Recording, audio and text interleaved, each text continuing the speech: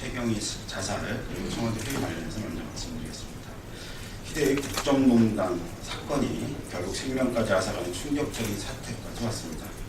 검찰이 문건 유출 당사자로 지목해온 최경희 경위가 억울하다는 유서를 남기고 자살한 것입니다. 진심으로 고인의 명복을 빌며 유가족께 애도와 위로의 말씀을 전합니다. 최경희는 유서에서 자신이 문건 유출 당사자로 지목된 것에 억울함을 호소하며 이 과정에서 청와대 회유가 있었음을 언급하고 있습니다. 청와대가 애초에 검찰 수사의 가이드라인을 제시한 것도 모자라 관련자들에게 회유를 시도한 것입니다. 더욱이 조응천 전 비서관을 문건 유출의 배우로 몰아가기 위해 오 행정관에게 거짓 진술을 강요했던 청와대가 가히 전방위적으로 나서고 있는 모양새입니다. 이쯤 되면 청와대가 총동원돼 이 사건에 대한 조직적인 은폐, 검찰 수사에 대한 조작 시도를 하고 있다고 봐도 무방한 것입니다. 국정농단 사태가 청와대 국기문란 사건으로 확대되고 있습니다. 청와대가 국민을 속이려 하고 있습니다. 절대로 묵과할 수 없는 엄중한 상황입니다. 이런 상황에서 검찰은 비난 여론을 의식한 듯 어제 청와대 이재만 총무비서관을 소환 조사했습니다. 그러나 사전 조율을 통해 포토라인을 피해 검찰 청사로 들어가는 등 정혜 씨와 같은 특별 대우를 했습니다. 살아있는 권력에 바짝 엎드린 검찰, 이런 상황에서 과연 누가 검찰 수사 결과를 믿을 수 있겠습니까? 더욱이 검찰은 문건 유출 수사에만 집중하고 있습니다. 문건의 내용과 십상시 실체 규명 등에 대한 수사 이제는 전혀 찾아갈 수 없는 상황입니다. 검찰은 이미 청와대 청부 용용 업체로 전락해 버렸다는 것이 지금의 민심임을 청와대와 검찰은 반드시 명심해야 합니다. 정의당은 청와대에 다시 한번 강력히 엄중하게 요구합니다. 검찰 수사에 영향을 미치는 일체의 행태를 즉각 중단해야 합니다. 최경희의 죽음으로 이제 사건의 진실규명에 대한 검찰 수사의 한계는 더욱 분명해졌습니다. 무엇이 그를 죽음으로 몰고 간 것인지, 청와대 회유의 진실은 무엇인지, 대체 이 사건이 깊숙한 곳에는 어떤 진실이 감춰져 있는 것인지에 대해 반드시 밝혀야 합니다.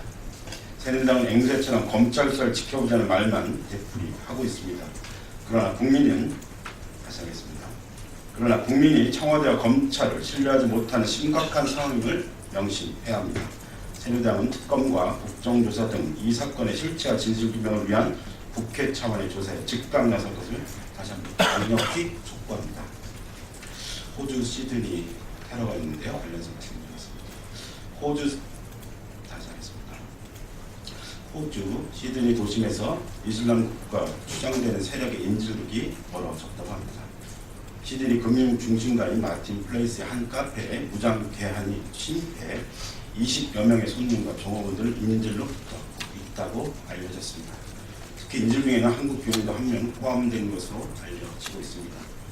그 이유가 무엇이든 테러는 용납될 수 없는 행위입니다. 특히 무장 상태로 무고한 인질을 볼모로 하는 행위는 절대 용납되어서는 안 됩니다. 무고한 희생자가 발생하지 않도록 호주 정부 당국의 지혜로운 조치를 바랍니다. 또한 인질 중에 한국 교민이 포함되어 있어 국민들의 우려가 큽니다. 정부 외교 당국은 신속한 대책을 마련하고 교민이 안전하게 돌아올 수 있도록 모든 외교적 조치를 즉각 취하길 바랍니다. 일본 조기 총선이 있었는데요. 말씀드리겠습니다. 어제 치러진 일본 조기 총선에서 자민당과 공명당의 열린 여당이 개헌전을 돌파했다고 합니다. 이 결과의 중심에는 아베 신조 총리가 있다고 합니다.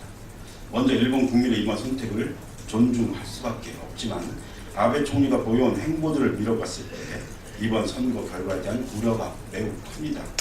아베 총리는 평소에 개헌이 일생의 목표라는 뜻을 밝혀왔고 이번 선거 결과가 나온 직후에도 그 같은 의지를 재차 피력했다고 합니다. 고노 다마 등을 부인하는 태도와 A급 전범위에 합사된 야스쿠니 신사 참배까지 연일 주변의 피해국들을 자극하는 행보를 보이고 있습니다. 일본 정권에 따라 과거사에 대한 입장이 오락가락하는 등 일관적이지 못한 태도를 보이며 주변 국가들을 끊임없이 비난했습니다. 부디 이번 아베 총리의 재집권이 일본 제국주의 부활이라는 악몽의 현실화에 대한 기폭제가 되지 않기를 바랍니다. 아울러 일본의 평화 헌법은 70여 년 전 세계 평화를 무참히 파괴했던 일본이 세계인들에게 보일 수 있는 단 하나 남은 반성문이자 양심입니다. 만일 일본이 이를 부정하게 된다면 그간 유지해왔던 평화는 어떤 방향으로 흘러갈지 알 수 없게 됩니다. 아베 총리는 이를 분명하게 인식하고 무엇이 진짜 일본을 위한 길인지 똑바로 판단하길 바랍니다. 특히 이번 선거 결과가 낮은 투표율에 기인한다는 평가가 우세합니다. 20, 30대의 투표율이 현저히 낮은 것으로 분석되고 있는데 아베노믹스나 헌법 개정 움직임 등에 대한 부정적인 의견을 가진 전층들이 정치적 대안을 찾지 못한 것에 기인한다고 볼 수밖에 없습니다.